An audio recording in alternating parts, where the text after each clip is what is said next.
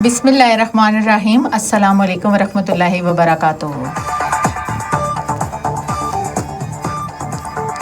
शाम दे 5:30 बजन और पहाड़ी खबरां दे नाल मैं शबनम शाद। सब तो पहले आई दियां खास खबरां।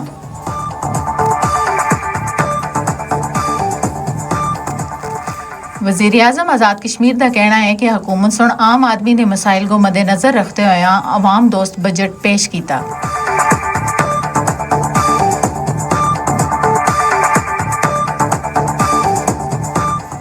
आज़ाद कश्मीर ट्रांसपोर्ट यूनियन के मरकजी नायब सदर सफ़ीर मुगल और जायद उल कमर खान का मुतालबा ट्रांसपोर्ट बहाल करने वास्ते फ्यूल पंप फौरी खोले जुलन।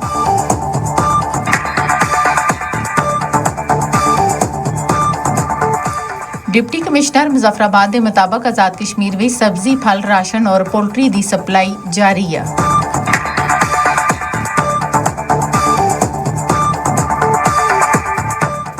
म्यूनसिपल कारपोरेशन मुजफ्फराबाद के सफाई अमले की हड़ताल जारी है। शहर में कूड़ा क्रिकेट के ढेर ताफन फैलने लग गया। शहरियों सुन हुकूमत नाल फौरी नोटिस लेने का मुतालबा कर दिता।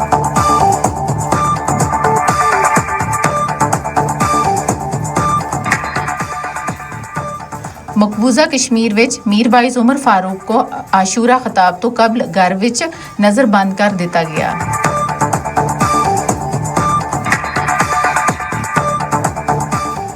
मीरवाइज उमर फारूक की इताद मजहबी रवादारी और हजरत इमाम हुसैन दे पैगाम हक व इस्तकामत ता अमल दी अपील।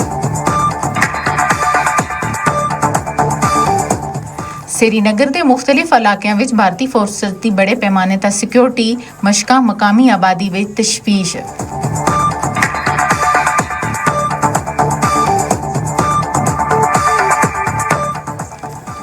अमरनाथ यात्रा की सिक्योरिटी के नाम तक जारी मशकां विच मुमकिना फॉल्स फ्लैग ऑपरेशन के खदशात का इजहार।